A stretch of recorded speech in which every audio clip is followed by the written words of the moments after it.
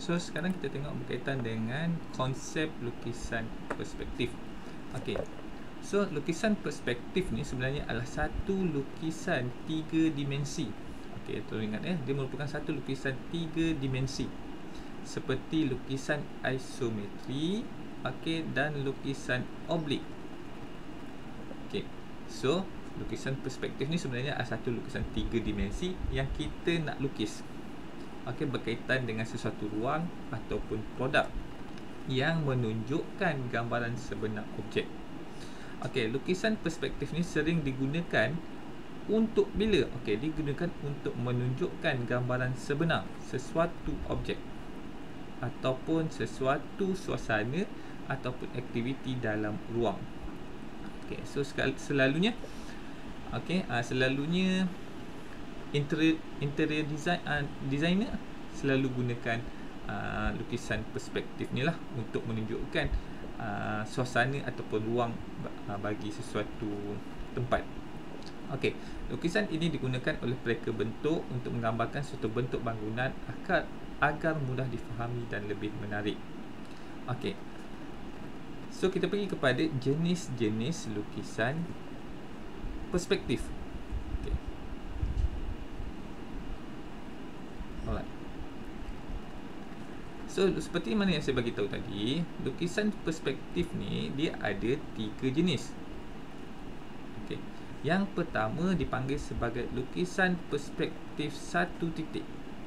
Okey. Ini yang pertama. Okey. Lukisan perspektif satu titik mempunyai garisan tegak dan garisan mengufuk serta objek yang selari dengan objek satah. Okey.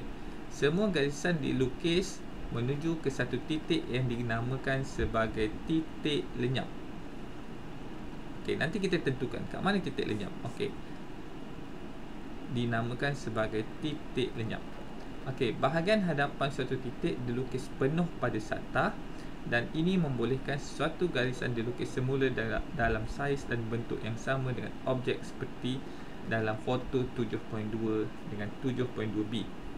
Okey, dalam ni. So kalau kita lihat, semua garisan akan pergi kepada satu titik, iaitu dipanggil sebagai titik lenyap. Okey. Apa dipanggil sebagai perspektif dua titik? Okey. Perspektif dua titik mempunyai dua titik pada paksi tegak objek yang biasanya selari dengan satah gambar. Okey, manakala paksi yang lain condong ke arah satah gambar. Okey, nanti saya akan tunjukkan dekat mana kedudukan satah gambar dan apa dipanggil sebagai TL. Okey, kedudukan titik lenyap objek berada pada kiri dan kanan garisan ufuk. Seperti dalam gambar rajah 7.3A dan 7.3B. Okey, so daripada gambar rajah ni. Okey. So kalau kita nak tentukan, sebenarnya kat sini akan ada satu garisan ufuk. Okey. Ada satu garisan tegak dan semua garisan dan semua garisan tegak tadi akan pergi ke satu titik yang berada di atas garisan ufuk. Kita tengok tu macam tu. Okey. So dia akan ada dua titik, iaitu dipanggil sebagai dua titik lenyap, satu kat sini dan satu lagi dekat sini. Okey, so ada dua titik lenyap. Okey, kalau kita refer balik pada yang satu titik tadi. Okey. Okey, kalau kita refer pada satu titik. Okey. Dia ada satu garisan mendatar ufuk.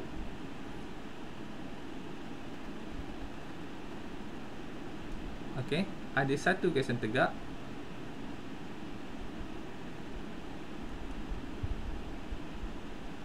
Dan semua akan pergi kepada satu titik. Akan pergi ke situ. So titik lenyap ni adalah kat sini. So situ adalah titik lenyap. So satu titik mempunyai satu titik lenyap. mempunyai satu garisan pugak ufuk dan dua garisan pugak lah, dia ada garisan pugak. Okey. Sama juga kalau dua titik tadi, ada garisan pugak, ada garisan ufuk dan ada dua titik pada garisan ufuk. Okey, kalau tiga titik, okey, apa dia kata sebagai tiga titik?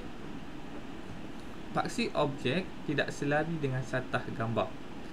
Okey, kedudukan titik lenyap 3 berada di bawah ataupun di bahagian atas garisan ufuk. Okey. So sekarang ni dia ada satu garisan ufuk. Yang ni garisan ufuk. Yang mana titik lenyapnya dia bagi tahu satu akan berada di bawah garisan ufuk yang sini ataupun boleh berada kat bahagian atas garisan ufuk. Okey, so itu dipanggil sebagai garisan perspektif 3 titik. Okey, so daripada gambar aja 7.4 ni, 4B ni tunjukkan contoh bergambar konsep lukisan perspektif 3 titik. Okey, so untuk peringkat kamu ni dalam silibus sukatan kamu, okey, penerangan akan lebih detail, okey, berkaitan dengan lukisan perspektif 2 titik. Okey, so bila saya dah terangkan tadi berkaitan dengan tiga jenis, okey, 3 jenis lukisan perspektif. So mesti kamu boleh dapat tentukan. Okey. Bumbung Masjid Asy-Syakirin ni dia daripada kategori mana? Perspektif 1 titik ataupun 2 titik. So cuba tentukan. Alright.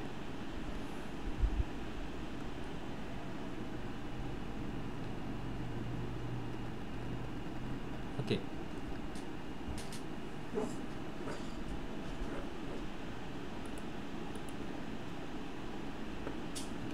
So sekarang ni saya nak terangkan berkaitan dengan fungsi elemen dalam lukisan perspektif.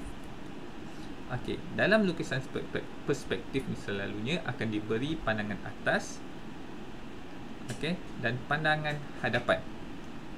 Okey, katakanlah dia ada satu kotak yang menyentuh satah gambar. Okey, yang ni dipanggil sebagai satah gambar. Yang tu adalah, okey, yang ni adalah SG. Okey, tolong ingat ada satu lagi garisan di bawah SG, yang ni dipanggil sebagai GU, garisan ufuk. Okey, dan garisan ufuk, pada garisan ufuk akan terletaknya titik lenyap 1 dan titik lenyap 2. Okey, tolong ingat, saya ulang lagi sekali. Titik lenyap mesti berada di atas garisan GU, garisan ufuk. Okey, dan satu lagi adalah garis bumi. Bawah yang ni dipanggil sebagai GB. Okey, so ini dipanggil sebagai garis bumi. Okey. Dan ada istilah dipanggil sebagai, ni adalah dipanggil sebagai garis tinggi. Okey. So, garis tinggi adalah mana-mana bucu yang menyentuh satah gambar. So, itu dipanggil sebagai garis garisan tinggi. Okey, kita ada garisan penglihatan. So, garisan penglihatan ni adalah bucu pandangan atas yang disambungkan kepada TS, iaitu titik stesen. Okey, so selalunya titik stesen diberi.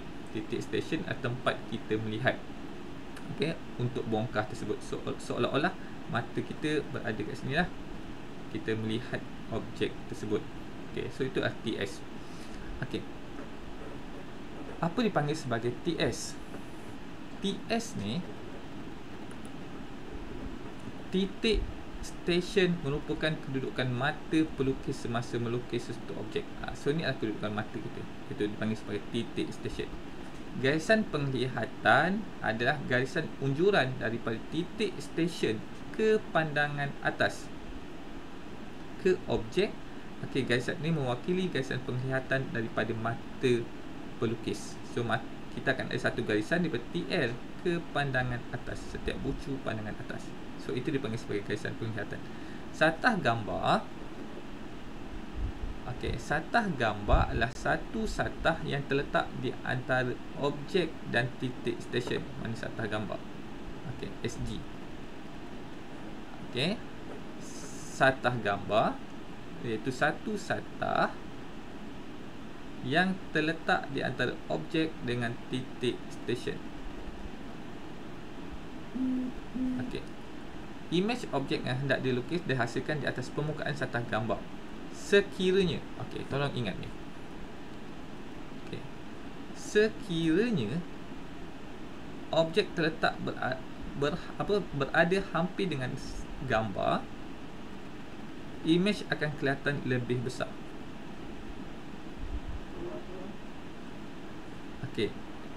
Dan akan mengecil dan kelihatan semakin kecil apabila objek berada jauh daripada satah tersebut. Maksudnya, okey, jika objek ni, pandangan atas ni berada hampir dengan satah gambar, okey, objek tu akan nampak besar. Tapi jika objek tu berada macam ni, okey, tapi jika objek tu berada jauh ataupun tergantung macam ni, di balik ke atas, okey, berada jauh daripada satah gambar. Okey, pandangan atas ni berada jauh daripada satah gambar, kita akan nampak objek tu makin mengecil ke belakang. Dia akan jadi macam tu. Okey, dia akan mengecil. So maksudnya makin jauh objek pada satah gambar, makin kecil lukisan perspektif yang kita lukis. Okey, so tolong ingat tu. Okey, yang seterusnya, okey, satah gambar dah. Garisan ufuk. Garisan ufuk adalah garisan mendatar dalam bayangan yang selari dengan satah gambar. Okey, garisan ini berada pada aras yang sama dengan mata pelukis. So kat mana GU tadi? Okey, GU adalah satu garisan mendatar yang seakan-akan sebaris dengan mata pelukis. Okey, titik lenyap. Okey, titik lenyap adalah titik yang mewakili objek apabila berada jauh dari mata pelukis. So, ini akan menyebabkan objek kelihatan semakin mengecil dan akhirnya akan kelihatan sebagai satu titik. Jenis lukisan perspektif bergantung kepada bilangan titik lenyap sama ada 1, 2 ataupun 3 titik. So, titik lenyap selalunya berada, bukan selalunya, mesti berada pada TL. Okey. Yang seterusnya adalah garis bumi. Okey, garisan bumi mewakili pandangan pinggir satah bumi yang turut digunakan sebagai tapak untuk mengukur ketinggian dia. Okey, so garisan bumi ni mewakili pandangan satah bumi lah. So ni garisan bumi dia. Okey. Dan yang seterusnya adalah garisan tinggi. So garisan tinggi adalah garisan tegak yang diunjur dari penjuru pandangan atas yang menyentuh satah gambar ke garisan bumi. Okey. So makna garisan tinggi tadi? So garisan tinggi adalah garisan yang bermula daripada bucu yang menyentuh satah gambar dan diturunkan tegak. Yang ni bukan ni lah garisan bumi sebab garisan tinggi, bukan garisan tinggi sebab dia tak menyentuh bucu. Dia tak menyentuh satah gambar. So mana-mana bucu yang menyentuh satah gambar dan diturunkan tegak, so itu dirujuk sebagai garisan tinggi. Okey. So ada banyak istilah yang perlu kamu tahu. Yang pertamanya adalah yang pertamanya perlu kamu tahu, yang pertamanya adalah SG, satah gambar. Selain satah gambar, kamu perlu tahu GU. pada GU ni akan ada TL. Okey. Yang seterusnya ada garisan tinggi. Okey, ada GB. Okey. Lepas tu ada garis penglihatan. Garis penglihatan. Okey, so ini adalah istilah-istilah yang biasa kamu jumpa dalam lukisan perspektif. Okey. Tadi tadi ada bagi tahu dekat sini seatas gambar ni. Apa dikatakan sekiranya objek berada hampir dengan gambar, objek akan kelihatan lebih besar. Tapi jika berada jauh daripada seatas gambar, objek tersebut akan lebih kecil. Okey, katakan kalau saya lukis macam ni Okey, so kita ada kita ada GU, kita ada SG, kita ada GB. Okey, kita ada satu objek. Okey, kita ada satu objek yang menyentuh.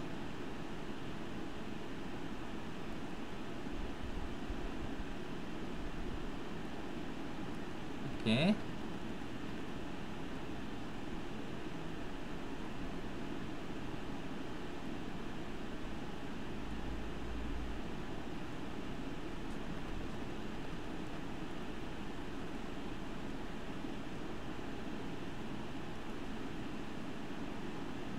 Kita ada satu objek yang menyentuh. Ini ada satu garisan dari hilang.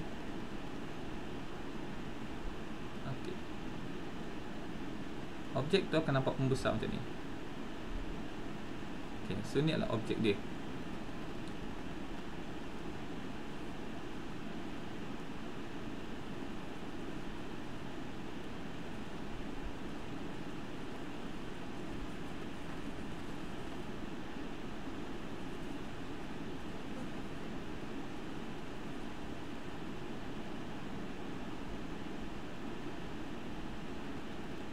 Okay. Tapi jika objek tu berada jauh daripada SG, dia berada jauh, dia terapung. Bila dia terapung,